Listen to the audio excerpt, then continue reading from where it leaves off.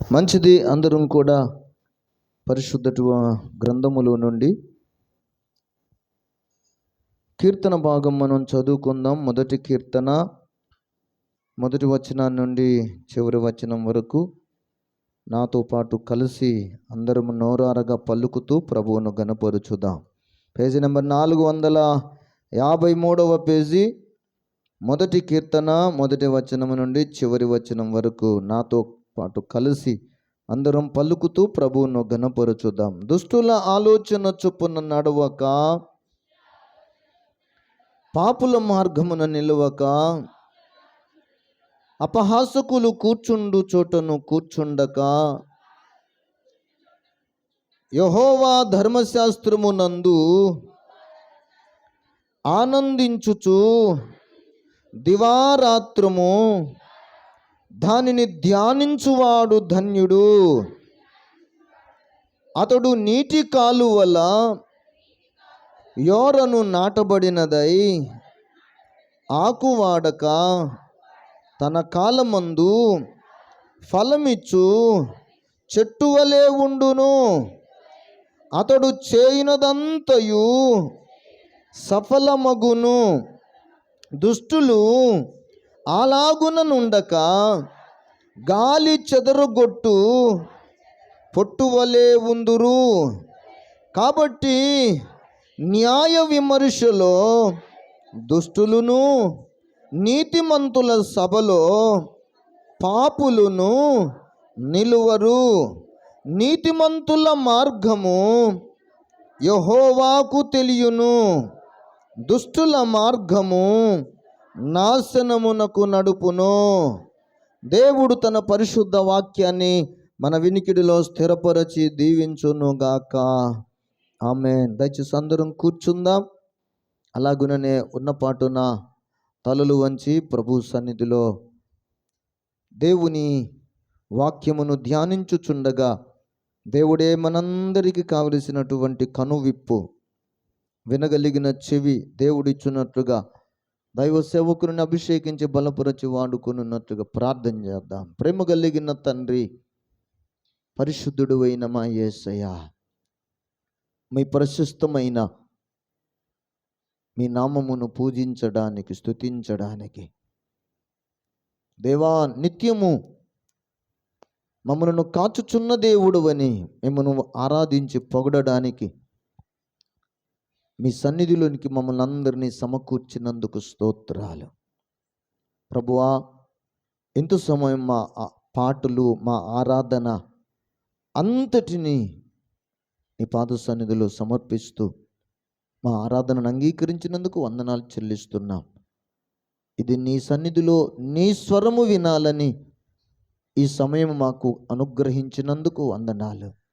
అందరికీ వినబుద్ధి పుట్టించండి, గ్రహించే మనసు దయచేసి మేమందరము లోబడగలుగునట్లుగా హృదయ సున్నతిని మాకు దయచేసి మీరే సకల ఘనత, మహిమ, ప్రభావాలు పొందమని సేవకుని అభిషేకించి వాడుకున్నామని యేసయ్య శక్తిగల నామములో మనవులు అడిగి పొందుకొని ఉన్నాం తండ్రి.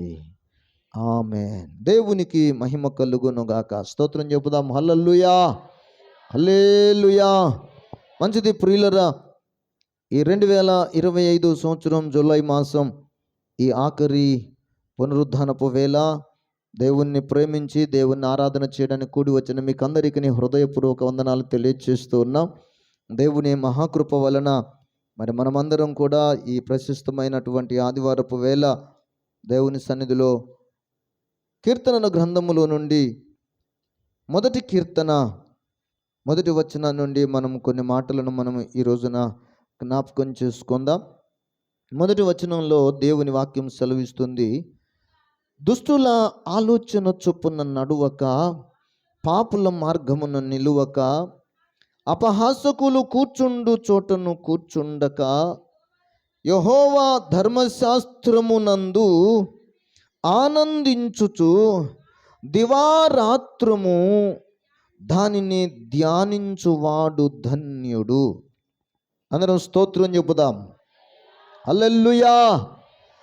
దేవుని వాక్యం, పరిశుద్ధ లేఖనాలను మనము కొన్ని నిమిషాలు పరిశోధన చేద్దాం, పరిశీలించి చదువుదాం. ఇందులోని సారాంశాన్ని మనమందరం గ్రహించడానికి మనమందరం కూడా త్రికరణ శుద్ధిగా దేవుని సన్నిధిలో సమర్పించుకుందాం. ఈ వాక్యము ఈ కీర్తనల గ్రంథంలో మొదటి అధ్యాయములో నుండి మనం చూస్తున్నటువంటి 2 వచనాలను మనం చాలా ప్రాముఖ్యమైనటువంటి వచనాలను గుర్తిస్తున్నాం.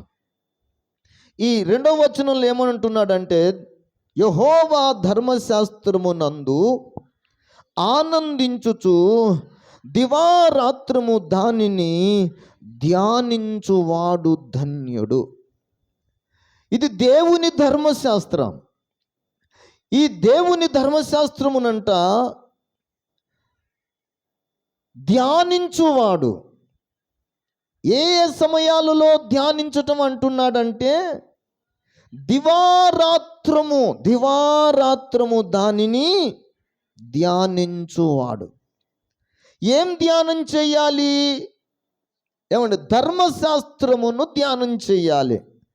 ఎందుకు ధర్మశాస్త్రాన్ని ధ్యానం చేయాలి అంటే, బైబిలే చెబుతుంది, నీవు ధన్యుడవు కావడానికి, నీవు ఈ భూమి మీద ధన్యుడవు కావడానికి, నీ జీవితంలో నువ్వు క్షేమాభివృద్ధి పొందడానికి, నీ జీవితంలో నువ్వు సంతోషించడానికి, నీ జీవితంలో నువ్వు సుఖించడానికి, నీ జీవితంలో నీవు దేవునికి, నీ సమాజానికి నీ ఉపయోగకరమైన వ్యక్తిగా జీవించడానికి ధర్మశాస్త్రమును మనమందరం ధ్యానం చేయాలి. ఇంతకీ ధర్మశాస్త్రాన్ని గూర్చి పరిశుద్ధ లేఖనము మనకు నేర్పుతున్న మాట ఏంటంటే, ధర్మశాస్త్రము ఎవరి ద్వారా వచ్చింది అంటే, మోషే ద్వారా మనకు ఇవ్వబడినది అని మనకందరికీ తెలుసు. దైవజనుడైనటువంటి మోషే 40 రాత్రులు 40 పగళ్ళు ఆయన కొండ మీద దేవునితో సహవాసం చేసినప్పుడు, ఆ మహోన్నతుడైన సృష్టికర్త అయిన దేవుడు తన స్వహస్తములతో వ్రాసి ఇచ్చినటువంటి ధర్మశాస్త్రము, లేకపోతే 10 ఆజ్ఞలు గల 2 రాతి పలకలను దేవుడిచ్చాడు. దాని పేరే పరిశుద్ధ బైబిల్ గ్రంథం ఏమి సెలవిస్తుందంటే ధర్మశాస్త్రము. హల్లెలూయా. మోషే ద్వారా ధర్మశాస్త్రము వచ్చెను, కృపా సత్యములోనేమో క్రీస్తు ద్వారా వచ్చెను అన్న మాట పరిశుద్ధ బైబిల్ గ్రంథంలో మనము యోహాను సువార్త 1వ అధ్యాయములో నుండి మనం చూడగలిగితే అక్కడ మనకు చాలా స్పష్టముగా వ్రాయబడినట్లు మనం చూస్తాం. 17వ వచనము, ధర్మశాస్త్రము మోషే ద్వారా అనుగ్రహింపబడెను, కృపయు సత్యమును యేసు క్రీస్తు ద్వారా కలిగెను. స్తోత్ర. ధర్మశాస్త్రము ఎవరి ద్వారా కలిగిందంట? మోషే ద్వారా కలిగింది. అంటే దేవుడు మోషే ద్వారా ధర్మశాస్త్రాన్ని భూలోకానికి పరిచయం చేశాడు. అంతకు ముందు మనం పరిశుద్ధ బైబిల్ గ్రంథంలో గలతీ పత్రికలో కూడా మనం చూడగలిగితే, దేవుని బిడ్డలారా, అక్కడ మనకు ఒక చాలా చక్కనైనటువంటి మాట మనం చూడగలుగుతాం. అక్కడ వ్రాయబడినటువంటి మాట ఏంటంటే, దేవదూతల ద్వారా.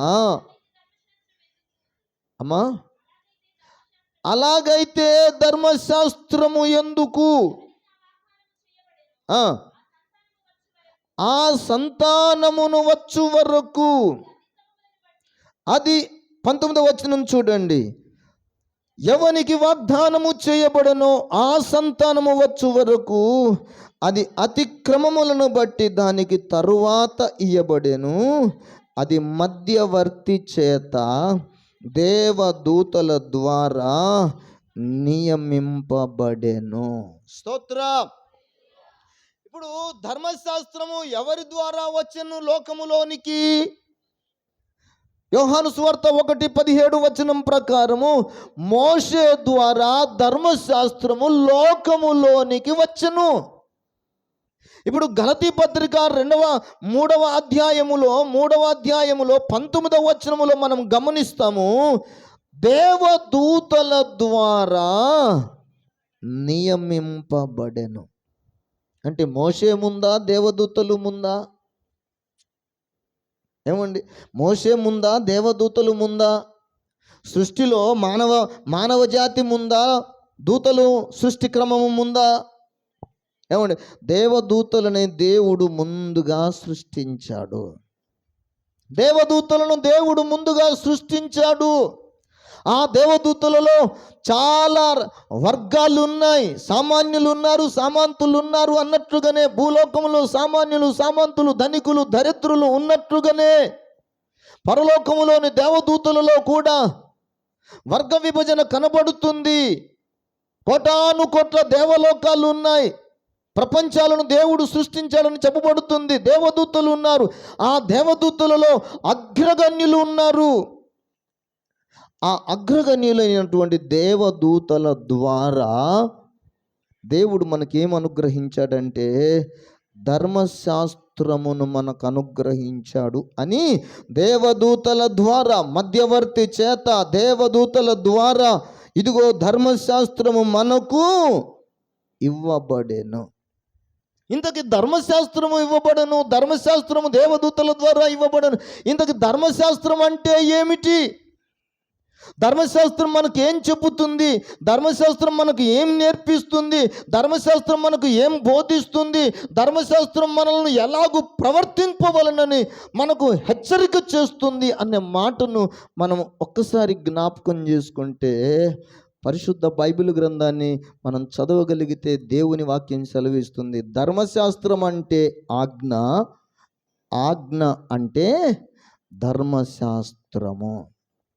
ఏమై ఉందంట? ధర్మశాస్త్రం అంటే ఏమై ఉంది? అనేక ఆజ్ఞల యొక్క కలయికను కలిపితే చెప్పబడింది ధర్మశాస్త్రము. దేవుడు ఆజ్ఞను ఇచ్చాడు, దేవుడు ఆజ్ఞని అనుగ్రహించాడు.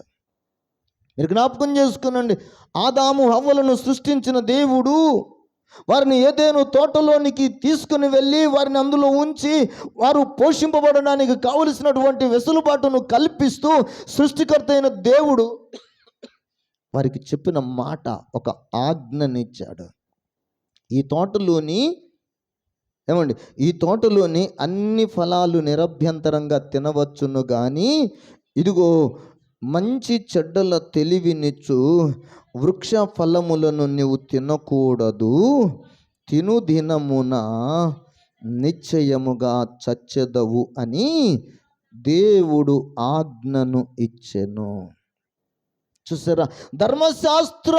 ధర్మశాస్త్రము అంటే అర్థం ఏమిటంటే, ధర్మశాస్త్రము అంటే మనం ఏమని చెప్పుకోవలసి వచ్చిందంటే, దేవుని ఆజ్ఞయే ధర్మశాస్త్రము. దేవుని ఆజ్ఞ ఇక్కడ మనకు ఈ ఆది కాండములో దేవుని వాక్యములు మనం చూస్తున్నాం కదా. ఆ దేవుని వాక్యం మనకు ఏమి సెలవిస్తుందంటే, దేవుని ఆజ్ఞ ఏమి సెలవిస్తుందంటే, ప్రతి వృక్ష ఫలములను నువ్వు నిరభ్యంతరంగా తినవచ్చు. 2:16 ప్రకారం, ఆది కాండం 2:16 ప్రకారం ప్రతి వృక్ష ఫలమును నువ్వు నిరభ్యంతరంగా తినవచ్చును, అయితే మంచి చెడ్డల తెలివినిచ్చు వృక్ష ఫలములను తినకూడదు, నీవు వాటిని తిను దినమున నిశ్చయముగా చచ్చెదవని నరునికి ఏమిచ్చనంట? ఆజ్ఞ ఇచ్చను. నరునికి దేవుడు ఆజ్ఞ ఇచ్చను. ఏమని ఆజ్ఞ ఇచ్చనంటే, నీవు ఈ ఫలమును తిను దినమున నిశ్చయముగా. అంటే దేవుడిచ్చిన ఆజ్ఞ ధర్మశాస్త్రముతో కూడినదే. దేవుడిచ్చిన ఆజ్ఞ అది న్యాయబద్ధమైనది. దేవుడిచ్చిన ఆజ్ఞ ధర్మానుకూలమైనది. దేవుడిచ్చిన ఆజ్ఞ అందరికీ మేలుకరమైనది. దేవుడిచ్చిన ఆజ్ఞ సమాజానికి క్షేమాభివృద్ధిని కలిగించేది. అయితే ఈ ఆజ్ఞ లేక ఈ ధర్మశాస్త్రము దేవుని లేఖనం ప్రకారం అంట మనల్నందరినీ పాపములో బంధించును అంటాడు. మీరొక్కసారి అపోస్తులుడైన పౌలు వ్రాసిన రోమా పత్రిక 7వ అధ్యాయములో నుండి దయచేసి 11వ వచనాన్ని 7వ వచనాన్ని మీరు చూడండి. కాబట్టి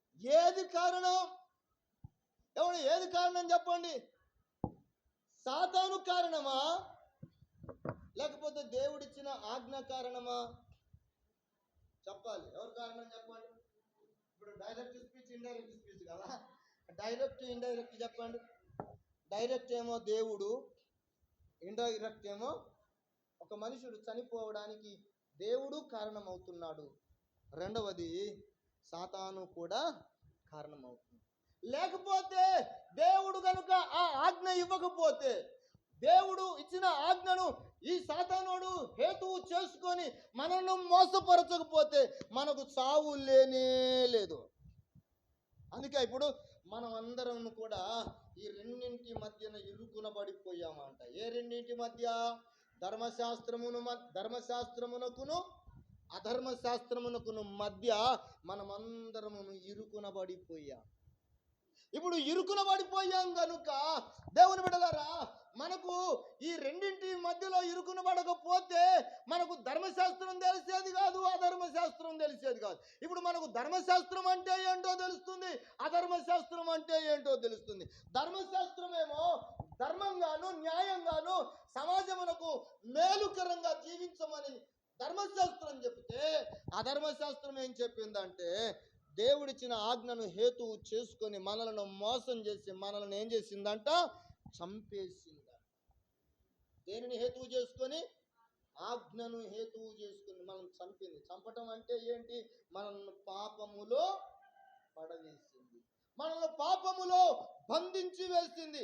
అందుకే ధర్మశాస్త్రము మనకు ఏమి నేర్పుతుందంటే, రోమాపత్రిక 6వ అధ్యాయం 23వ వచనాన్ని మీరు జ్ఞాపకం చేసుకోగలిగితే, ఏలయనగా పాపము వలన వచ్చు జీతము మరణం. దేని వలన అంట? పాపము వలన వచ్చు జీతము మరణం అన్నా చంపబడడం అన్నా ఒకటే. ఇప్పుడు మనమందరం మరణం పాలయ్యాం, మనమందరం చంపబడ్డాం. దేని కారణం చేత చంపబడ్డామంట?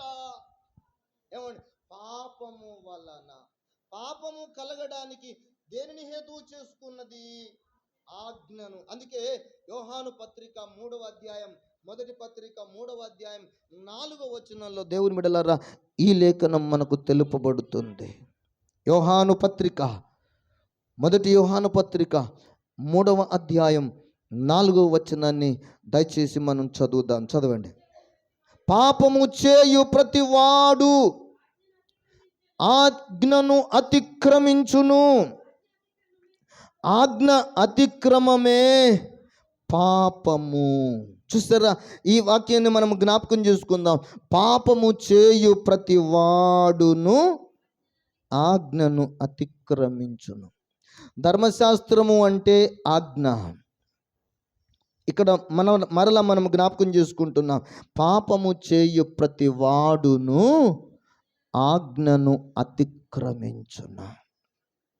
పాపము చేసే ప్రతి వాడు ఆజ్ఞను అతిక్రమిస్తేనే పాపి. ఆజ్ఞను క్రమమును అతిక్రమిస్తే, క్రమం ఒకటి ఉంది, మర్యాద ఒకటి ఉంది, దేవుని బిడ్డలారా నడవవలసిన త్రోవ ఒకటి ఉంది, జీవించవలసిన విధానం ఒకటి ఉంది. ఇదంతా ఈ విధానము, ఈ క్రమము, ఈ మార్గము సృష్టికర్త అయిన దేవుడే సర్వ మానవాళి కొరకు నియామకం చేసి ఉంచాడు. స్తోత్రం. ఇక్కడ లేఖనం మనకు ఏం నేర్పుతుందంటే, ఆజ్ఞ అతిక్రమమే పాపము. ఆదాము అవ్వలు తోట నుండి ఎందుకు వెలివేయబడ్డారు? ఏమండి? దేవుడికి ప్రేమ లేకనా? ఏమండి? దేవుడు శక్తిమంతుడు కాకనా? మీరు జ్ఞాపకం చేసుకున్నాడు. దేవుడు సృష్టికర్త అయిన దేవుడు సమస్తమును చేయగలిగినటువంటి సమర్థుడు. హల్లెలూయా. ఉన్న వాటిని లేనట్టుగాను, లేని వాటిని ఉన్నట్టుగాను చేయగలిగినటువంటి ఆ మహాదేవుడు ఎందుకు ఆదాము అవ్వలను తోట నుండి వెలివేయవలసి వచ్చింది అంటే, ఆదాము అవ్వలు దేవుని ఆజ్ఞను అతిక్రమించారు. అందుకే ఈ యోహాను పత్రికలు మనం చదువుతున్నాం, ఆజ్ఞ అతిక్రమమే పాపము. రోమపత్రిక 6:23 ప్రకారం పాపము వలన వచ్చు జీతము మరణము. అలాగైతే ఈ పాపమునకు ప్రాయశ్చిత్తం కలగడానికి, ఈ పాపమునకు ఇదిగో ఈ భూమి మీద మానవ జాతి యావత్తు, ఈ సకల ప్రాంతాలలో ఉన్నటువంటి సకల జనులందరూ కూడా ఆజ్ఞను అతిక్రమిస్తారని దేవుడు ముందుగానే తెలుసు గనుక, దేవునికి ముందుగానే తెలుసు గనుక, దేవుడు ముందుగానే, దేవుని బిడ్డలారా, ప్రతివాని పాపము పరిహరింపబడడానికి రక్తాన్ని ఏర్పాటు చేశాడని మనం పరిశుద్ధ లేఖనాలలో చదువుతాం. ఆజ్ఞ అతిక్రమము పాపము, పాపము వలన వచ్చు జీతము మరణము. మరణము అనే పదానికి అర్థం ఏంటంటే దేవుని నుండి దూరమగుట, దేవుని నుండి సహవాసం కట్ చేసుకోవటం, దేవునికి వ్యతిరేకంగా వెళ్ళిపోవడం, దేవుని యొక్క రాజ్యాన్ని, దేవుని యొక్క ఉనికిని, దేవుని యొక్క సంపూర్ణ తత్వాన్ని అంతటి నుండి వేరైపోవడమే మరణము. అలాగా వేరైపోయినటువంటి మానవ జాతిని మరలా దేవుడు తనతో కలుపుకోవడానికి సర్వజ్ఞుడైన దేవుడు ఒక ప్రత్యేకమైనటువంటి నిబంధనను ఏర్పాటు చేస్తూ ఆ నిబంధనను మనకు ఇచ్చినట్లుగా మనకు ఒక లేఖనం తెలుపుతుంది. ఆ లేఖనం ఏమిటంటే హెబ్రీ పత్రిక 9వ అధ్యాయం 22వ వచనం ప్రకారం ధర్మశాస్త్ర ప్రకారము సమస్త వస్తువులను రక్తము చిందింపకుండా పాపక్షమాపణ కలగదనియు సామాన్యముగా చెప్పవచ్చును. స్తోత్ర. దేవుడిచ్చిన ఆజ్ఞ, ఆ ఆజ్ఞను అతిక్రమించి లోకమంతా పాపములో పడిపోయింది. ఆ పాపములో పడిపోయిన ఈ లోకము విమోచింపబడాలంటే, విడుదల పొందాలంటే, ఆ పాపము నుంచి రక్షింపబడాలంటే ధర్మశాస్త్రం ఏం చెప్పిందయ్యా అంటే, ఆ ఆజ్ఞ ఈ మానవ లోకానికి ఏం చెప్పిందంటే, ఇక్కడ చెప్పబడుతున్న మాట, ధర్మశాస్త్ర ప్రకారము సమస్త వస్తువులను రక్తము చేత శుద్ధి చెయ్యబడుననియు రక్తము చిందింపకుండా పాప క్షమాపణ కలుగదనియు సామాన్యముగా చెప్పవచ్చును. అంటే ఇప్పుడు ఆజ్ఞను అతిక్రమించిన మానవ జాతి, ఈ ధర్మశాస్త్ర ప్రకారం పాపము చేసిన మానవ జాతికి ఈ పాపము నుంచి విడుదల ఎలా కలుగుతుంది, ఎలా విమోచన దొరుకుతుంది, ఎలా రక్షణ దొరుకుతుంది, ఎలాగ మరలా మనం పోగొట్టుకున్న దేవునితో సహవాసాన్ని మరలా మనం తిరిగి ఎలా పొందుకోగలుగుతామని మానవ జాతి ఆశిస్తూ ఉంటే, ఆ ఆజ్ఞనిచ్చిన దేవుడే, ఆ ధర్మశాస్త్రము దేవదూతల ద్వారా మోషే ద్వారా అనుగ్రహించిన దేవుడే, అదిగో మనకు ఆ ధర్మశాస్త్రములో ఆ ఆజ్ఞను హేతువు చేసుకుని సాతాను వాడేమో లోకాన్ని నాశనం చేస్తుంటే, అదే ఆజ్ఞను హేతువు చేసుకొని సృష్టికర్త అయిన దేవుడు ఒక శాసనము రాసి పెట్టాడు. మరణ శాసనము రాసిన వాని మరణము అవశ్యం. ఆ ధర్మశాస్త్రాన్ని రాసిన వాడు ఒకడున్నాడు.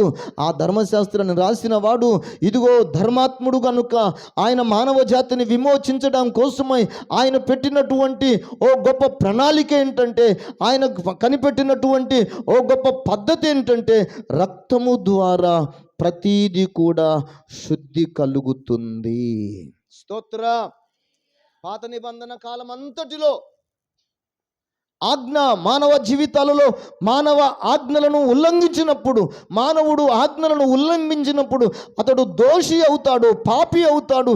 అతని పాపము లేక అతని దోషము అతని నుండి తొలగిపోవడానికి ప్రతి పాపి అయిన ప్రతి సమయమునందు వాడు బలి పశువును తన పాపాల నిమిత్తం బలి అర్పించే సాంప్రదాయం ఇదిగో ధర్మశాస్త్రము సర్వ మానవాళికి నేర్పించి పెట్టింది. అందుకే ఈ ధర్మశాస్త్రము దేవుని బిడ్డలారా ఇలా కొంతకాలము జరుగుతూ వచ్చింది. ఆ ధర్మశాస్త్రము యొక్క నెరవేర్పు ఎప్పటి వరకు జరుగుతూ వచ్చింది అంటే, మనం యోహాను సువార్త 1వ అధ్యాయం 17వ వచనములో మనం చదివాం కదా, ధర్మశాస్త్రము మోషే ద్వారా వచ్చెను, కృపయు సత్యమును యేసు క్రీస్తు ద్వారా వచ్చెను. స్తోత్ర. హల్లెలూయా. ధర్మశాస్త్రము అనేది పాత నిబంధన. ఈ పాత నిబంధన కాలములోని ఈ యజ్ఞములు, లేకపోతే ఈ సంప్రదాయాలు, ఈ ఆచారాలు, ఈ బలులు అన్నీ మానవ పాప ప్రాయశ్చిత్తానికి విడుదలనిచ్చేటటువంటి పరిస్థితుల్లో మనం కనుగొనగలుగుతున్నాం. కానీ దేవుని బిడ్డలారా, ఈ ధర్మశాస్త్రం అంట మానవులు బలులర్పిస్తున్నారు, దేవుని పేరిట దేవుని సన్నిధికి వెళ్ళినప్పుడల్లా వారు ఎంతగానో వారి పాపాల నిమిత్తమై ప్రాయశ్చిత్తం చేసుకుంటున్నారు. కానీ వారి పాపాల కంట క్షమాపణ సంపూర్ణంగా దొరకలేదు. అందుకే హెబ్రీ పత్రిక 8వ అధ్యాయం 13వ వచనంలో మీరు గమనిస్తే, దేవుని బిడ్డలారా, దేవుని మాట మనకు ఒక సత్యమైనటువంటి మాట మనకి ఇక్కడ దొరుకుతుంది.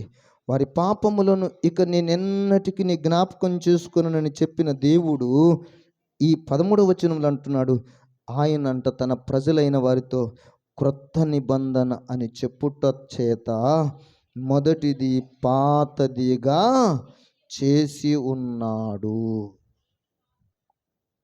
ఇప్పుడు ఈ పరిశుద్ధ బైబిల్ గ్రంథంలో 2 భాగాలుగా మనం చెప్పుకుంటున్నాం. ఒకటి పాత నిబంధన, రెండవది క్రొత్త నిబంధన. పాత నిబంధన అంతయును కూడా పశువు యొక్క రక్తము చేతనే పాప శుద్ధి కలుగుతుందని మనము ఆదికాండం మొదలుకొని మలాకీ గ్రంథం వరకు అలాగే జరిగిస్తూ వచ్చారు.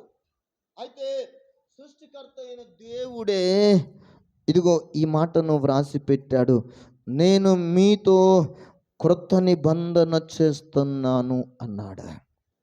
అనేకుల కొరకాய் పాప క్షమాపణ కలుగు నిమిత్తమై ఇది నా రక్తము, ఇది నిబంధన రక్తము అని మన ప్రభు అయిన యేసయ్య మనకు చెప్పిన మాటను మనం అందరం జ్ఞాపకం చేసుకుంటున్నాం. స్తోత్ర. ఇప్పుడు ఇక్కడ ధర్మశాస్త్రం ఒకటి వచ్చింది, ఇది పాత నిబంధనను సూచిస్తుంది. ఈ పాత నిబంధన ఏం చెప్పిందంటే, నీ పాపం పరిహరింపబడడానికి సామాన్యంగా నీ పాపాలకు శుద్ధి దొరకాలంటే, సమస్త వస్తువులు శుద్ధీకరింపబడాలి అంటే రక్తము చిందించాలి. ఇది పాత నిబంధన. అయితే మనం దేవుని యొక్క లేఖనాలలో, దేవుని బిడ్డలారా, ఈ పాత నిబంధన రక్తము చిందిస్తూ వచ్చినది, కానీ ఎవనికి కూడా పాప శుద్ధి కలుగు చేయలేదంట. వాడు పాపం చేస్తున్నాడు, బలులు అర్పిస్తున్నాడు, మాటికి ఏటేటా వారి పాపాలు మరలా జ్ఞాపకానికి వస్తూనే ఉన్నాయంట. మీరు ఆ మాట చూడాలంటే హెబ్రీ పత్రిక 10వ అధ్యాయం 3వ వచనములో మనం చూడగలుగుతాం. బలులు అర్పించుట చేత ఏటేటా పాపములు జ్ఞాపకమునకు వచ్చుచున్నవి. 2వ వచనములు అంటాడు, దేవుని బిడ్డలారా జ్ఞాపకం చేసుకునండి, సేవించు వారొక్కసారే పరిశుద్ధపరచబడిన తరువాత వారి మనస్సాక్షికి పాప జ్ఞప్తి ఇకను ఉండదు గనుక వాటిని అర్పించుట మానుదురుగాక. చూసారా, ఒక్కసారే అర్పిస్తే పాపాలు ఇక జ్ఞాపకానికి రాకుండా మనస్సాక్షి శుద్ధీకరించబడి మనస్సాక్షి సంతోషంతో ఉంటే బాగునే ఉండేది. కానీ మనస్సాక్షి చింతిస్తుంది, మనస్సాక్షి వేదన పడుతుంది, మనస్సాక్షి తన పాపాలను ఒప్పింపచేయటం వలన జీవితంలో సంతోషం లేదు, నిరీక్షణ లేదు, విశ్వాసము లేదు. ఎందుకంటే పశువుల యొక్క రక్తము వారి పాపాలను పోగొట్టలేకపోయింది. పాత నిబంధన ప్రకారం, ధర్మశాస్త్ర ప్రకారం రక్తం చిందిస్తున్నారు, కానీ వారి పాపాలు మాత్రం పోలేదు. మనస్సాక్షి ప్రకారం వారికి పాప జ్ఞాప్తి ఇంకా ఇంకా ఇంకా వస్తూనే ఉంది. హల్లెలూయా. పాపం అంట వారికి జ్ఞాపకానికి వస్తూనే ఉంది కనుక వారు అలాంటి అర్పించటం వలన వాళ్ళు మానలేకపోతున్నారు. పాపం చేస్తున్నాం కదా, మన పాపం గుర్తుకొచ్చింది కాబట్టి మనం ఇప్పుడు ఏం చేయాలి? బలి అర్పించాలి. పాపాలు గుర్తుకొస్తున్నాయి, బలి అర్పణ ధర్మశాస్త్రం ప్రకారం బలి అర్పణ చేస్తూనే ఉన్నారు. ఇలా చాలా సంవత్సరాలు గడిచిపోతూ ఉన్నాయి. 3వ వచనములు అంటాడు, బలులు అర్పించుట చేత ఏటేట పాపములు జ్ఞాపకానికి వస్తున్నవి. బలులు అర్పిస్తున్నాము కానీ జ్ఞాపకానికి వస్తున్నవి. ఎందుకయ్యా అంటే ఎడ్ల యొక్కయు మేకల యొక్కయు రక్తము పాపములను తీసివేయుట అసాధ్యమైపోయింది. అందుకే పాత నిబంధన అన్నాడు, ఇదిగో ఇది క్రొత్త నిబంధన అని చెప్పాడు. స్తోత్రం. పాత నిబంధన ఏమో మేకల యొక్కయు ఎడ్ల యొక్కయు రక్తమును వారి పాపము నిమిత్తమై బలిపీఠము మీద ప్రోక్షిస్తూ వచ్చారు, కానీ వారి పాప జ్ఞాప్తికి అలాగే మిగిలిపోయినందున వారి పాపాలను ఆ రక్తము తీసివేయటం అసాధ్యమైనందువలన ఆ సృష్టికర్త అయిన దేవుడే మరలా తన ప్రజలైన ఇశ్రాయేలీలతో సర్వమానవాళితో దేవుడు ఒక వాగ్దానం చేశాడు. ఇదిగో నేను మీ అందరితోనూ క్రొత్త నిబంధన చేస్తున్నాను. స్తోత్రం. మీ అందరితో నేను క్రొత్త నిబంధన చేస్తున్నాను. ఆ క్రొత్త నిబంధన ఏమిటయ్యా అంటే, మీరు ఎఫెసీ పత్రిక ఒక్కసారి 2వ అధ్యాయము 14వ వచనాన్ని గనుక మీరు చూడగలిగితే, ఆయన మన సమాధానమునై ఉండి మీకును మాకును ఉండిన ద్వేషమును అనగా విధి రూపకమైన ఆజ్ఞలు గల ధర్మశాస్త్రమును, చూడండి ఈ మాట మీరు జ్ఞాపకం చేసుకోండి. ఆజ్ఞలు గల ధర్మశాస్త్రం అంటే ఏమని చెప్పుకున్నాం మనం ముందు? ఆజ్ఞయే ధర్మశాస్త్రమే ఆజ్ఞ. ఆజ్ఞలు = ధర్మశాస్త్రము. అనేక ఆజ్ఞల యొక్క సముదాయమే ధర్మశాస్త్రం. ఇప్పుడు ధర్మశాస్త్రము అందరిని ఎందులో బంధించేసిందంట? పాపములో బంధించేసింది. ఆజ్ఞ అతిక్రమించాం కనుక ధర్మశాస్త్ర ప్రకారం మనం అందరం పాపులమైపోయాం. ఈ పాపానికి ప్రాయశ్చిత్తం కలగడానికి రక్త ప్రోక్షణం ఏర్పాటు జరిగింది. అయితే ఆ రక్త ప్రోక్షణము ఈ గొర్రెల, మేకల, పశువుల, ఎద్దుల వీటి రక్తము మన పాపాలను తీసివేయటం సాధ్యం కాలేదు గనుక ఆ కృపామయుడైన ఆ సత్యమూర్తి అయిన యేసు ఈ లోకానికి దిగి వచ్చి ఆయన మనందరితో ఏం చేశాడని మనం చదువుతున్నామంటే, ఆయన క్రొత్త నిబంధన చేశాను. స్తోత్రం. హల్లెలూయా, హల్లెలూయా. దేవుని బిడ్డలారా, ఆ మాటను మనం ఒక్కసారి చదువుదాం. చూడండి, ఆ దేవుని యొక్క వాక్యాన్ని మనము చదువుకుంటున్నటువంటి మాట, ఆయన నేను మీతో క్రొత్త నిబంధన చేస్తున్నాను అని చెప్పినటువంటి మాట లూకాసు వార్తలో యేసయ్య ఆ గిన్నెను పట్టుకొని, మీరు 22-20 వచనాన్ని చూడండి. ఆ ప్రకారమే భోజనమైన తరువాత ఆయన గిన్నెయు పట్టుకొని, ఈ గిన్నె మీ కొరకు చిందింపబడుచున్న నా రక్తము వలననైనా క్రొత్త నిబంధన. నా రక్తము వలననైనా క్రొత్త నిబంధన. పాత నిబంధన ఏంటి? పాత నిబంధన ఏమని చెప్పింది? మేకలను అర్పించాలి, లేకపోతే గొర్రె పిల్లలను అర్పించాలి, లేకపోతే పశువులను అర్పించాలి, దున్నపోతులను అర్పించాలి, పావురాలను అర్పించాలి, గువ్వ పిల్లలను అర్పించాలి. ఆ అర్పించేది కూడా మగది అయి ఉండాలి అని అన్నాడు. ధర్మశాస్త్రం చెప్పింది. అలా చేస్తూ వచ్చారు, కానీ ధర్మశాస్త్రం ఎవరికి కూడా విడుదలను ఇవ్వలేకపోయింది. ధర్మశాస్త్రం ఎవరికి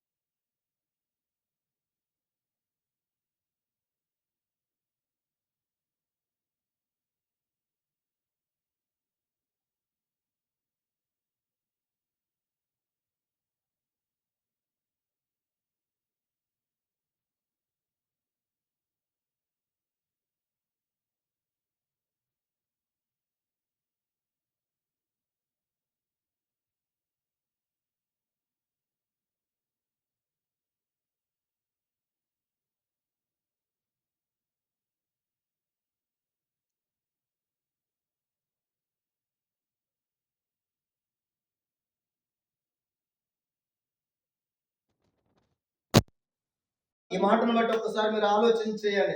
ఇప్పుడు ఆదాము పాపం మనకందరికి అంటుకుందా? ఆదాము పాపం మనకు అంటుకుందా, లేకపోతే మన పాపం మనకు అంటుకుందా? అర్థమైందా? ఆదాము పాపము మనకు అంటుకున్నదా, మన పాపం మనకు అంటుకున్నదా? రెండు. ఆదాము పాపం ఏమంటుకుంది మనకి? శరీరక మరణాన్ని మాత్రమే అంటుకుంది. కానీ మనం పరలోకానికి వెళ్ళకుండా అగ్నిగుండానికి వెళ్ళాలంటే ఆదాము వలన వచ్చినటువంటి ఈ శాపగ్రస్తమైన మరణం కాదు. ఎవడైనా నరకాగ్నిగుండానికి వెళ్ళాలి అంటే వాడు ఏ పాపం చేయాలంట? స్వతహాగా పాపం చేయాలి. మా ఆదాము గారి వల్ల వచ్చిందండి, మా తాత వల్ల, మా ముత్తాత వల్ల వచ్చింది శాపం, ఈ యొక్క అతిక్రమం అని చెప్పడానికి అవకాశం లేదు. మరణము మాత్రం, శారీరక మరణం మాత్రం, ఈ శారీరకమైనటువంటి అవయవాలు మాత్రం ఏమండి అన్నీ కూడా ఆదాము ద్వారానే వచ్చింది. కానీ అగ్నిగుండానికి వెళ్ళేటటువంటి మరణం ఉంది చూశారు, అది మనం చేసిన మన కర్మ క్రియల వలన మాత్రమే.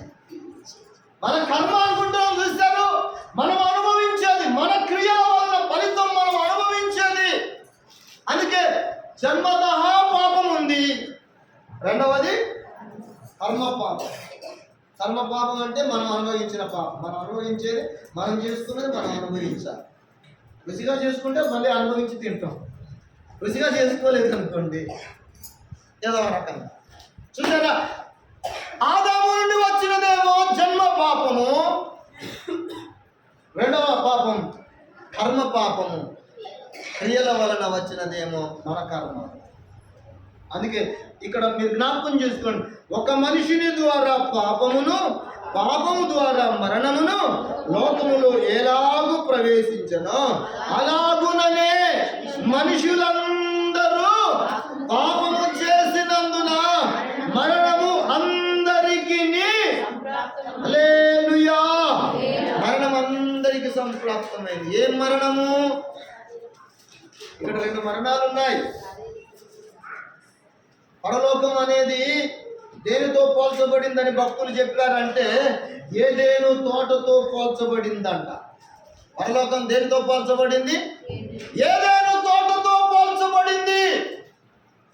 ఇప్పుడు ఏదేను తోటలో నుండి ఆదాము అవ్వలను దేవుడు ఎందుకు వెళ్ళగొట్టాడు?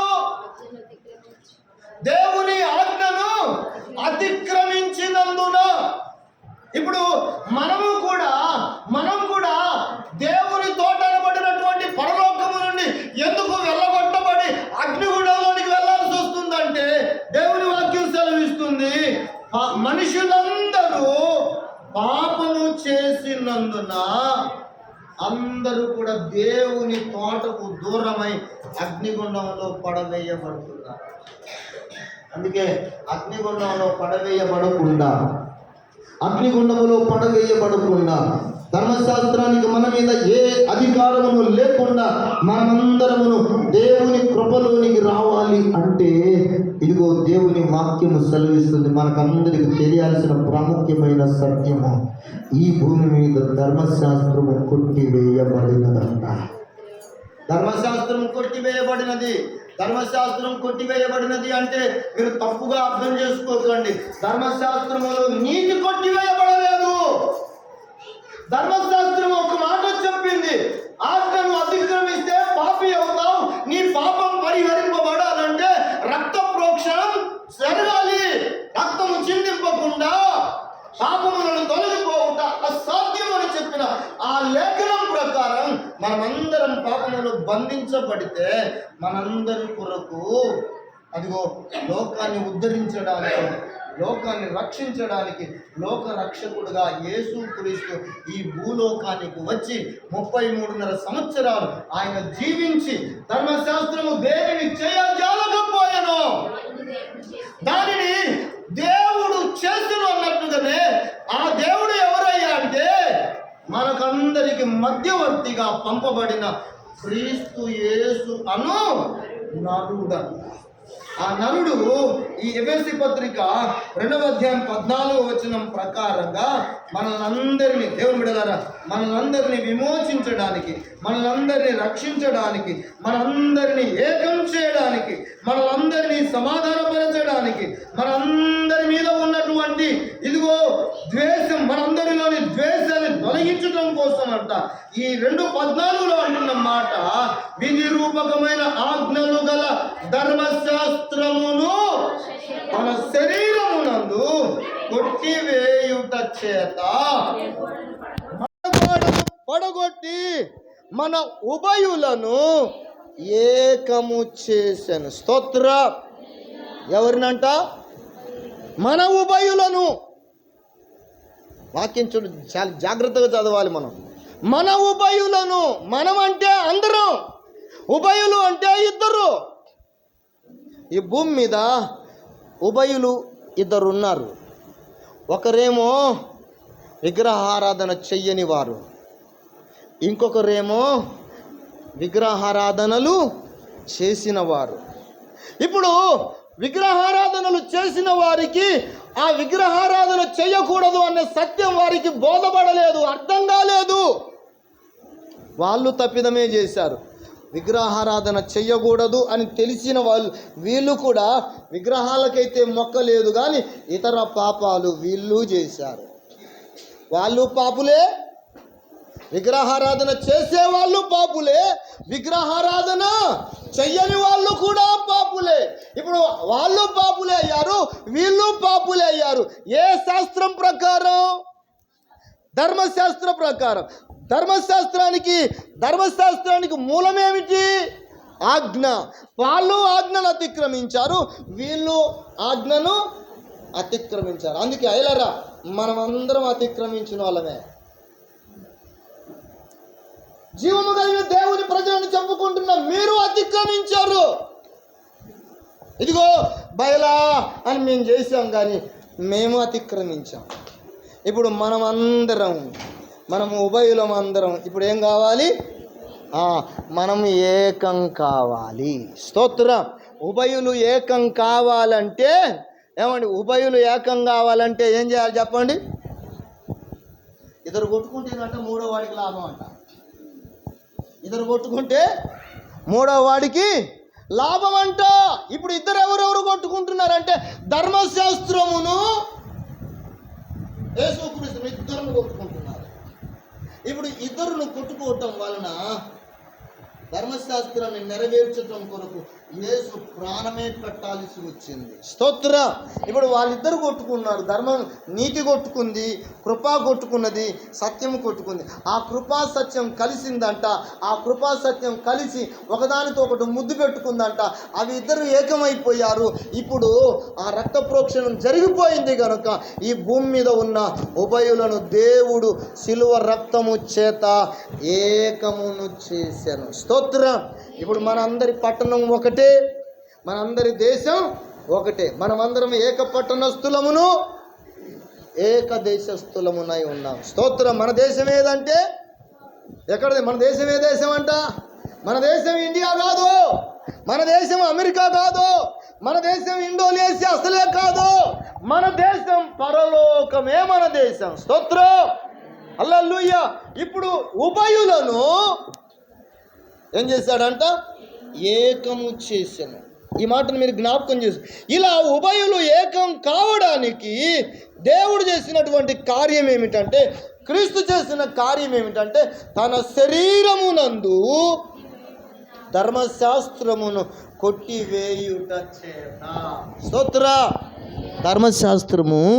ధర్మశాస్త్రములోని ఆజ్ఞ శరీరమునందు, క్రీస్తు శరీరమునందు నెరవేర్పు జరిగింది గనుక పాతది ఇప్పుడు ఏమైపోయిందంటే ఊడిగిపోయినదే. ఇదిగో అనేకుల కొరకై చిందించబడుచున్న నా రక్తము, ఇది పాప క్షమాపణనిచ్చేది, ఇక పాపాలను జ్ఞాపకానికి తెచ్చేది లేనే లేదు. ధర్మశాస్త్రమేమో మాటి మాటికి జ్ఞాపకం చేసుకోమంటుంది, కానీ క్రీస్తు రక్తమేమో ఒక్కసారి బాప్తిస్మం పొందితే, ఒక్కసారి పాప క్షమాపణ పొందితే, ఒక్కసారి యేసులోనికి మనము రాగలిగితే ఇక మన పాపాలకు విరుగుడు దొరికిందన్న సంతోషంతో దేవుని బిడ్డలారా, మన జీవితంలో నా దేశం పరలోకం, నా పౌరసత్వం పరలోకములో ఉంది అని మనమందరం ఎంతో విశ్వాసంతో, నిరీక్షణతో మనం చెప్పుకొనగలిగే స్థితిని దేవుడు మనకిచ్చాడు. అందుకే ధర్మశాస్త్రము దేనిని చెయ్యజాలకపోయినా, ఏం చేశాడంట? దేవుడు దానిని ఎటనగా ధర్మశాస్త్రము దేనిని చెయ్యజాలకపోయినా దానిని దేవుడు చేసెను. దేవుడు చేశాడంట.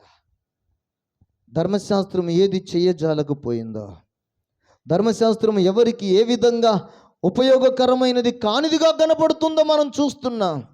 దేవుని బిడ్డలారా, ధర్మశాస్త్రము వలన ఒక్కడు కూడా నీతిమంతుడుగా కనబడడానికి వీలు లేదు.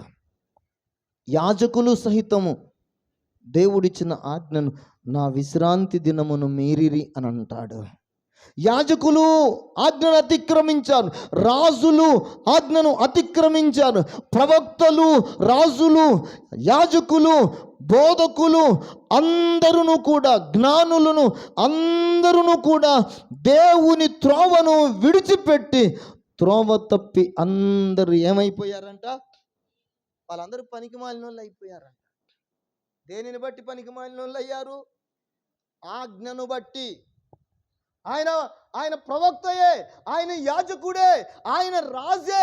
కానీ రాజు సహితం, యాజకుడు సహితం, ప్రవక్త సహితం, బోధకుడు సహితం, జ్ఞాని సహితం అందరూ త్రోవ తప్పి పనికి మాలిన వాళ్ళు అయిపోయారంట. కారణం ఏమిటంటే ఆజ్ఞ వాళ్ళందరినీ అవిధేయత స్థితిలోనికి తీసుకొచ్చింది.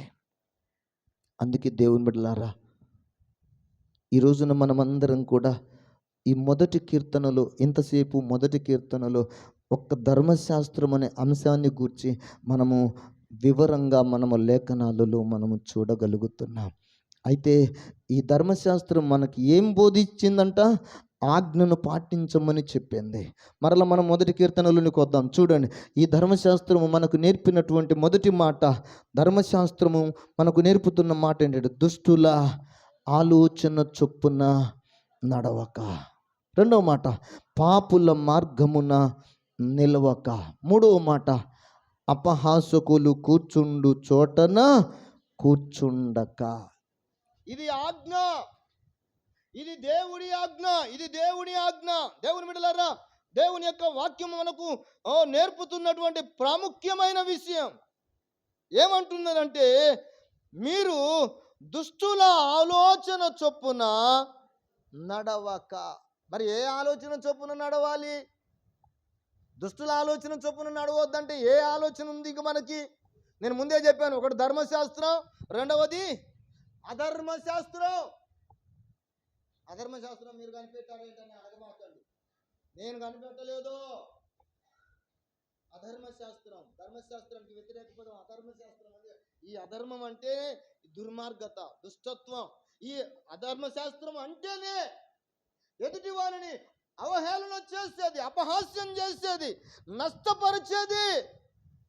అందుకే దేవుని వాక్యంలో ఈ మొదటి కీర్తన అంటాడు, దుష్టుల ఆలోచన చొప్పున నడవక, పాపుల మార్గమున నిలవక, అపహాసకులు కూర్చుండు చోటన కూర్చుండక. ఇది మనకి ఎవరు ఇది ఇచ్చుచున్న ఆజ్ఞ? ధర్మశాస్త్రం ఇస్తున్న ఆజ్ఞ. ఇప్పుడు అయిపోయింది, 2.5 గంటలు అయిపోయిందంటే ఇక్కడ నుంచి మనం వెళ్ళిపోతాం. 2.5 గంటలు అయిపోయిన తర్వాత మనం ఈ మందిరంలో నుంచి బయటికి వెళ్ళిపోతాం. ఇప్పుడు వాక్యం మనకి ఇంతసేపు ఏం చెప్పిందంటే ఆజ్ఞ. దుష్టుల ఆలోచన చొప్పున నడవక, పాపుల మార్గమున నిలవక, అపహాసకులు కూర్చుండు చోటున కూర్చుండ. మరి ఇప్పుడు పోయిన తర్వాత మనం ఎక్కడ కూర్చుంటాం? ఎవరి ఆలోచనలు వింటాం? ఎక్కడ నడుస్తాం? ఎక్కడ నడుస్తాం చెప్పండి. మళ్ళీ భక్తులు, ఇంతమంది భక్తులు కనపడతారు ఒక చోట. ఇంతమంది భక్తులు పాడిన పాటలు మనం మళ్ళీ అక్కడెక్కడన్నా పాడగలుగుతామా?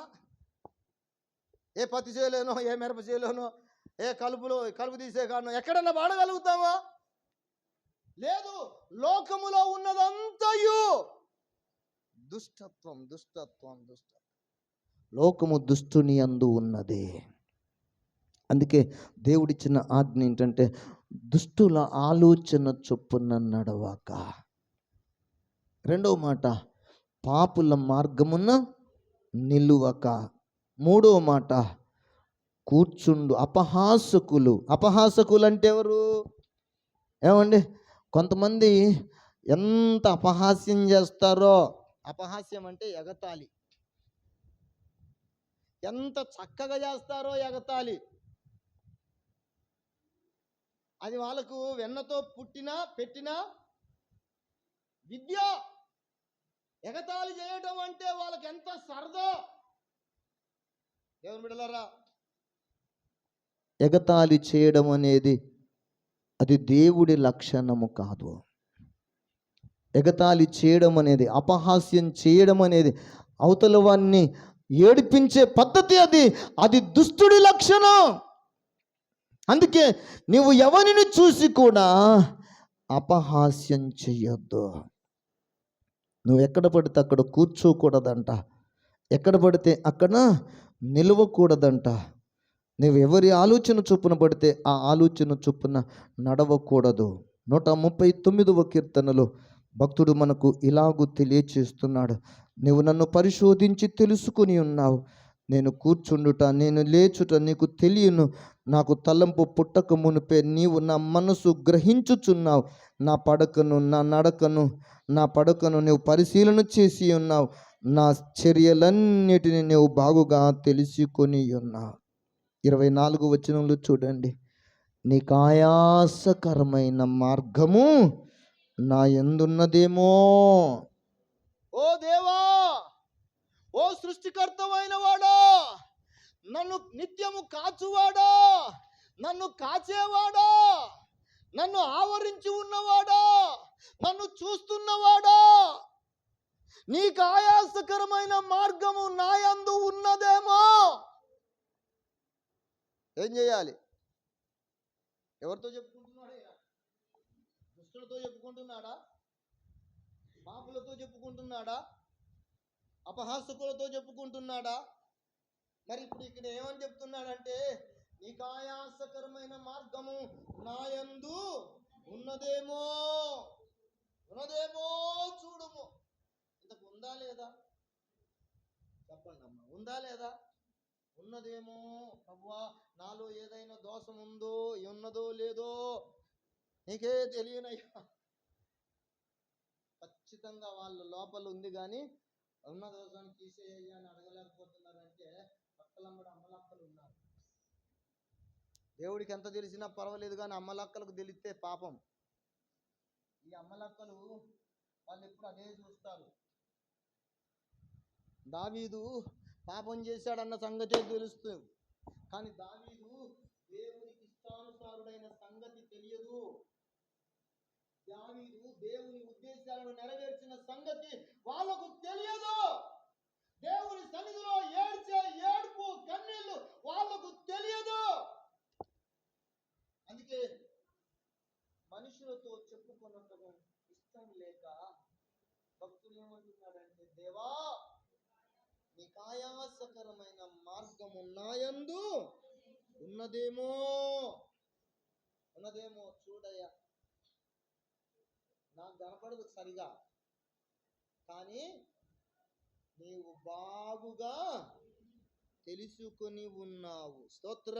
3వ వచనంలో అంటాడు, నా చర్యలన్నిటినీ, నా క్రియలన్నిటినీ నువ్వు బాగుగా తెలుసుకొని ఉన్నావు.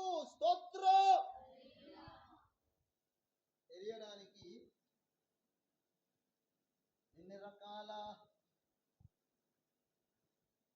ఏమంటారు దాన్ని, ఎక్స్రేలో కొంత తెలుస్తుంది, ఎండోస్కోపీలో స్కానింగ్, ఎండోస్కోపీ, ఇంకేమైనా ఉన్నాయా తల్లి? ఉన్నాయా? చూడండి, అద్దంలో ఒక రకంగా కనపడుతుంది, భూతద్దంలో ఇంకా భూతద్దం కంటే ఇంకేంటి, ఏమండి, చిన్న సూక్ష్మ జీవులనైనా మైక్రోస్కోప్ ద్వారా పెద్దగా ఇక దేవుడి కన్ను ఎంత మైక్రోస్కోప్ కన్ను అది. అందుకే అంటాడు, నీవు నా చర్యలన్నీ బాగుగా తెలుసుకొని ఉన్నవాడవు నీ ఒక్కడవే. నేను ఎక్కడ కూర్చున్నానో నీకు తెలుసు, నేను ఎక్కడ ఏ ఆలోచన చొప్పున నడుస్తున్నానో నీకు తెలుసు, నేను ఎక్కడ కూర్చున్నానో నీకు తెలుసు, నా పడక నీకు తెలుసు, నేను ఎప్పుడు లేస్తున్నానో తెలుసు, నా చర్యలన్నీ నీకు తెలుసు. నీ యొద్ద నుండి నేను ఎక్కడికి పారిపోగలను? పారిపోదునయ్యా. నేను ఎక్కడికి వెళ్ళినా నువ్వు అక్కడ ఉన్నావు. స్తోత్రం, హల్లెలూయా. అందరినైనా తప్పించుకోవచ్చు, కానీ ఎవరము దేవునిని తప్పించుకోలేము. హల్లెలూయా. దేవునిని తప్పించుకోలేము గనుక భక్త కీర్తనకారుడు దావీదు భక్తుడు అంటున్నాడు, దేవా నీకు ఆయాసకరమైన మార్గము నా యందున్నదేమో చూడుము, నిత్య మార్గమున నన్ను నడిపింపుము. స్తోత్రం, హల్లెలూయా. ఇది వ్యక్తిగత ప్రార్థన అనుభవంలో నీకు చెబుతున్న మాట. దేవా నీకు ఆయాసకరమైన మార్గము నా యందున్నదేమో చూడు, నా యందున్నదేమో చూడు. మా అందరిలో ఉన్నదేమో చూడు అనడం లేదు, నా యందు ఉన్నదేమో చూడుము. నీకు ఆయాసకరమైనది తీసే, నీకు ఇష్టం లేనిది తీసే అని దావీదంట దేవుని సన్నిధిలో ప్రార్థన చేస్తూ అంటున్నాడు, నిత్య మార్గమున నన్ను నడిపింపుము. స్తోత్రం. నువ్వు ధన్యుడవు కావాలి అంటే, ఏమంటే నువ్వు ధన్యుడవు కావాలి అంటే దేవునికి ఆయాసకరమైన అధర్మశాస్త్రపు మార్గం ఒకటి ఉంది. అధర్మశాస్త్రం నేర్పే మాటలు ఉన్నాయి, అధర్మశాస్త్రం నేర్పే చోటు ఒకటి ఉంది, అధర్మశాస్త్రం చేసే శాస్త్రాలు పనులున్నాయి. అదేం చేస్తుందంటే అపహాస్యం నేర్పిస్తుంది, అపహాస్యం చేస్తుంది. ఎగతాళి చేయటం ఒక ట్రైనింగ్. ఎవరిని ఎట్లా ఎగతాళి చేయాలా అది ట్రైనింగ్ ఇస్తుంది కొంతమందికి. ఎవరిని ఏ విధంగా పాపంలోనికి దించాలా కొంతమందికి వారికి ట్రైనింగ్ ఇచ్చేస్తుంది. ఆ ట్రైనింగ్కు సాతానుడేమో అగ్రనాయకుడు అయితే, యెజబెలేమో చక్కగా నేర్చుకుంది. అది నేర్చుకున్నది అది దాని దగ్గరే ఉంచుకోకుండా అది సంఘంలోనికి జొరబడంట, సంఘంలో అందరికీ నేర్పిస్తుందంట. ప్రకటన గ్రంథంలో ఆ మాట అంటాడు. ఆ మాట మీరు చూసారా? ఒకసారి చదవండి ఒకసారి.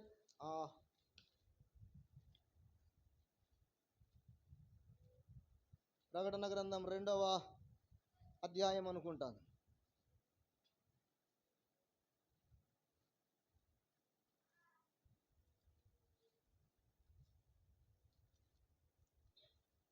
రెండవ అధ్యాయం 19వ వచనం నుండి.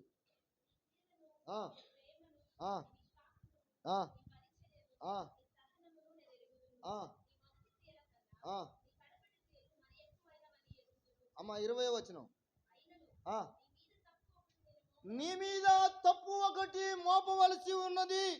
ఏమనగా చూడండి ఇక్కడ ఒక చోట కూర్చున్నది, ఒక చోట నిలుచున్నది, ఒక చోట ఆలోచన నేర్చుకున్నది, ఆ చోట కూర్చున్నది, ఆ చోట నడిచినది. కనుకనే ఆమె ఇప్పుడు ఏం చేస్తుందంటే యెజబెల్ అనే ఆ స్త్రీ అంట ఇప్పుడు సంఘములోనికి బయలుదేరిందంట, సంఘంలోనికి వచ్చింది. ఏ సంఘం అయ్యా అంటే 18వ వచనంలో తుయతైరా అనే సంఘం. ఈ తుయతైరా అనే సంఘంలోనికి ఈ యెజబెలు వచ్చింది. ఈ యెజబెలు వచ్చి అది ఏమి నేర్పిందంట చూడండి. తన జనులకంట, సంఘానికంట జారత్వము చేయుటకును, విగ్రహములకు బలి ఇచ్చిన వాటిని తినుటకును అది నా దాసులకు బోధించుచు వారిని మోసపరచుచున్నది. నా పిల్లలను మోసం చేస్తుంది, నా పిల్లలను అవమానపరిచేటట్టు చేస్తుంది, నా పిల్లలకు దుష్ట ఆలోచనలు నూరిపోస్తుంది. ఏ ఆలోచనలు అంట? దేవుడు ఏం చెప్పాడు? మొదటి కీర్తన 1వ వచనంలో 1వ లైన్లో, ఆలోచన చొప్పున నడవద్దు, దుష్టుల ఆలోచన చొప్పున నడవద్దు. పాపుల మార్గంలో నిలవద్దు. అపహాసకులు కూర్చుండు చోటన కూర్చుండొద్దు. మరి ఎక్కడ కూర్చోవాలి? ఏ ఆలోచన చొప్పున నడవాలి? ఏమండి, ఎక్కడ వేచి చూడాలి అని అంటే ధర్మశాస్త్ర ప్రకారం ధర్మము. జ్ఞాని అయిన సొలొమోను అంటాడు, మీరు ధర్మాన్ని కాపాడండి, ధర్మాన్ని అనుసరించండి. కాపాడడం అంటే అనుసరించటం. ధర్మాన్ని అనుసరిస్తే దానిని కాపాడిన వాళ్ళం అవుతాం. ధర్మాన్ని కాపాడితే ఆ ధర్మము మనలను రక్షిస్తుంది, లేకపోతే కాపాడుతుంది అని జ్ఞాని అయిన సొలొమోను ప్రసంగి గ్రంథంలో రాసిపెట్టి ఉంచాడు. దేవుని బిడ్డలారా, ఇప్పుడు నువ్వు ఎవరిని ఉండనిస్తున్నావు అంటే ధర్మమును ఉండనిస్తే బెటరే. కానీ నువ్వు ఎవరిని ఉండనిస్తున్నావు అంటే యెజబెలు అనే స్త్రీని ఉండనిచ్చుచున్నావు. అది నా దాసులకు ఏమండి ఏం బోధిస్తుందంట? దుష్ట ఆలోచనలను బోధిస్తుంది. అది ఏమి నేర్పుతుందంట? ఏమండి ఎక్కడ నిలబడేటట్టు నేర్పుతుందంట, ఎక్కడ కూర్చుండేటట్టు కూర్చుండబెడుతుందంట. ఏమండి దేవునికి విరోధమైన చోట, వాళ్ళ దుష్టుల చొప్పున, దుష్టుల ఆలోచన చొప్పున, పాపుల మార్గంలో అపహాసకులు కూర్చుండే చోట కూర్చుంటే దేవుని బిడ్డలారా దేవుని సన్నిధిని పోగొట్టుకోవలసి వస్తుంది. అందుకే మనందరికి దేవుడు, మనము ధన్యులం కావాలి అంటే, మనమందరం దేవుని కృపలో ధన్యులం కావాలి అంటే, మనమందరం చేయవలసినటువంటి దేవుని యొక్క సత్యాన్వేషణ ఏంటంటే మనమందరమును కూడా క్రీస్తులోనికి రావాలి. ఇప్పుడు ధర్మశాస్త్రం పాత నిబంధనలో నుండి మనం ఎక్కడికి రావాలంట? క్రొత్త నిబంధనలోనికి రావాలి. పాత నిబంధన ఏమో దేవదూతల ద్వారా, మోషే ద్వారా వచ్చెను. క్రొత్త నిబంధన ఏమో క్రీస్తు ద్వారా వచ్చెను. స్తోత్ర. ధర్మశాస్త్రము దేనిని చెయ్యజాలకపోయెను, మన కొరకు క్రీస్తు దానిని తన శరీరము ద్వారా దానిని నెరవేర్పు జరిగించను. అందుకే మొదటి కొరింథీ పత్రిక 15వ అధ్యాయము 3వ వచనములో లేఖనం మనకు ఇలాగూ తెలియజేస్తుంది.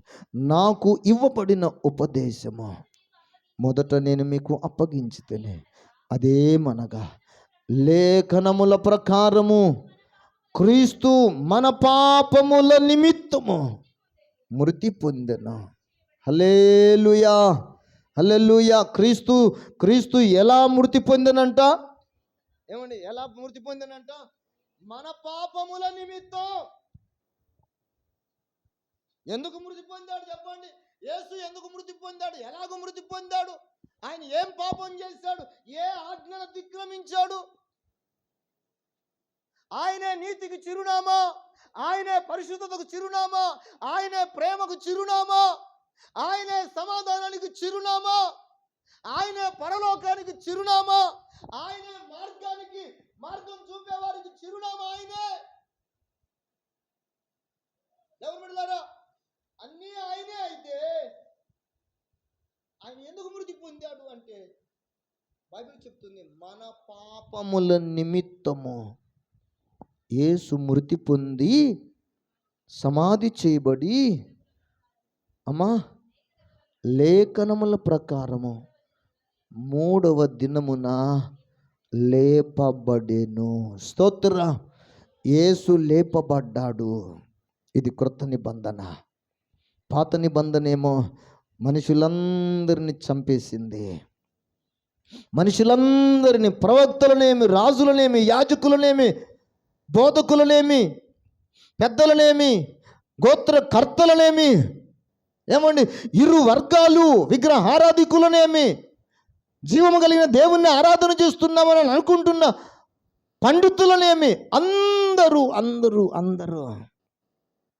చనిపోతే వారందరినీ యేసయ్య లేఖనముల ప్రకారము మృతి పొంది సమాధి చేయబడి 3వ దినమున తిరిగి లేచిన యేసయ్య చెప్పిన మాట, మీరు కలవరపడనీయకుడి, మీ హృదయాలను కలవరపడనీయకండి, నా యందు మీరు విశ్వాసముంచుడే, నా తండ్రి ఇంట అనేక నివాసములు కలవు.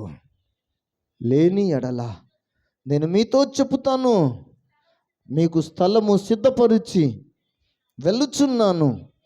నేను స్థలమును సిద్ధపరచి, నేను వెళ్ళి స్థలమును సిద్ధపరచి మరలా వచ్చి నేను నిన్ను తీసుకొని వెళతాను. హల్లెలూయా, హల్లెలూయా. ఆ పరలోకానికి నేనే మార్గము, ఆ పరలోకానికి చేర్చగలిగే సత్యవంతుడను నేనే, ఆ పరలోకానికి యుగ యుగాలు జీవించేటట్టు జీవింపచేయువాడను నేనే. అందుకే యేసయ్య పేరు ఏంటంటే జీవాధిపతి. హల్లెలూయా. జీవాధిపతి అంటే జీవమునకు ఆయనే అధిపతి, ఆయనే అధిపతి. ఆయన ఆధిపత్యము క్రిందనే అందరిని జీవింపచేస్తూ వచ్చాడు. ఈ పగటి కాలపు వేళ, ఈ పునరుద్ధానపు వేళ ప్రభువునందు ప్రియులరా, దేవుని బిడ్డలరా, మనము ధన్యులం కావడానికి ధర్మశాస్త్రం మనకి ఇవ్వబడింది. కానీ ఆ ధర్మశాస్త్రం మనం పాపములో బంధించేసింది. ఆ ధర్మశాస్త్రము నుండి, ప్రతి పాపము నుండి మనందరినీ విమోచించి ఆ పరలోక రాజ్యములో చేర్చుట కొరకు, ధర్మశాస్త్రమును కొట్టివేయుటకును, ధర్మశాస్త్రాన్ని నెరవేర్చుటకును, మనందరినీ పరలోక రాజ్యానికి వారసులుగా చేయుటకును మన కొరకు కృత నిబంధన చేయబడింది. పాత నిబంధన కొట్టివేయబడింది, కృత నిబంధనలోనికి వచ్చాం. ఇప్పుడు ఈ కృత నిబంధన అంటేనే ఇది దేని ద్వారా నియామకం చేయబడిందంటే క్రీస్తు రక్తము వలన. స్తోత్రం. క్రీస్తు ద్వారాను, క్రీస్తు రక్తము వలనను ఈ కృత నిబంధన ఏర్పాటు చేయబడింది. ఈ కృత నిబంధన క్రిందికి ఎవరైతే వస్తారో వారి పాపాలకు ఇక జ్ఞాపకానికి రానే రాదు. వారి పాపాలను కప్పిపెట్టగలిగే అంత ప్రవాహవంతమైన యేసు రక్తం ప్రవహిస్తూ ఉంది. స్తోత్ర, హల్లెలూయా. అందుకే మనం ఇప్పుడు ధన్యులం, ఇప్పుడు మనమందరం ధన్యులం. అందుకే ఇప్పుడు మనము ఎక్కడ ఉండకూడదు? యెజబేలు దగ్గరికి వెళ్ళకూడదు, యెజబేలు దగ్గర కూర్చోకూడదు, యెజబేలు ఆలోచన చొప్పున నడవకూడదు. అదే మాట ప్రకటన గ్రంథంలో రాసినటువంటి ఆ 2వ అధ్యాయం, ప్రకటన గ్రంథం 2వ అధ్యాయం 20వ వచనం చెప్పినట్లుగానే కీర్తనాకారుడు కూడా అదే మాట చెప్పాడు. అదిగో దాని బోధ, అది నేర్పించే బోధ వింటే మోసపుచ్చి అది అనేకులను చంపుతుంది. అందుకే దుష్టుల ఆలోచన చొప్పున నడవద్దు, పాపుల మార్గము నిలవద్దు, అపహాసకులు కూర్చుండు చోటున కూర్చుండవద్దు. కానీ దేవుని ధర్మశాస్త్రాన్ని అనుసరించి దివారాత్రము దానిని ధ్యానించువాడు ధన్యుడు. అతడు నీటి కాలువల యోరను నాటబడినదై ఆకు వాడక తన కాలమునందు ఫలమిచ్చు చెట్టు వలె అతడు చేయునదంతయు. హల్లెలూయా. యేసయ్య నామములో అంతా సఫలమే. యేసయ్య నామములో శక్తి ఉంది కనుక ఆ యేసయ్య నామములో అంతా సఫలమే అవుతుంది. ఎందుకంటే యేసయ్య ద్వారా సమస్తమును సాధ్యమే. ఇది మనుషులకు అసాధ్యము, కానీ యేసయ్యకు సమస్తమును సాధ్యమే. నీళ్ళ మీద నడవడం మనుషులకు సాధ్యం కాదు, కానీ యేసయ్యకు సమస్తమును సాధ్యమే. యేసయ్యను నమ్మితే నీ జీవితంలో కూడా సమస్తమును సఫలం చేసి సాధ్యం చేసే శక్తి కలిగిన దేవుడు ఆయన ఉన్నాడు గనుక మనమందరం ఇప్పుడు క్రొత్త నిబంధన వారసులమైపోయాము, క్రొత్త నిబంధన వాసులమైపోయాం. ఈ క్రొత్త నిబంధన వారసులమైన మనమందరం కూడా పరలోక రాజ్యానికి మనం సిద్ధపాటు కలిగిన వారంగా బ్రతుకున్నట్లుగా ఆ ధన్యతను మనం కాపాడుకుందాం. అటు కృప దేవుడు మనకు అనుగ్రహించునుగాక. ఆమేన్. సాక్ష్యమిచ్చేదా మన స్వామి యేసు దేవుడను, సాక్ష్యం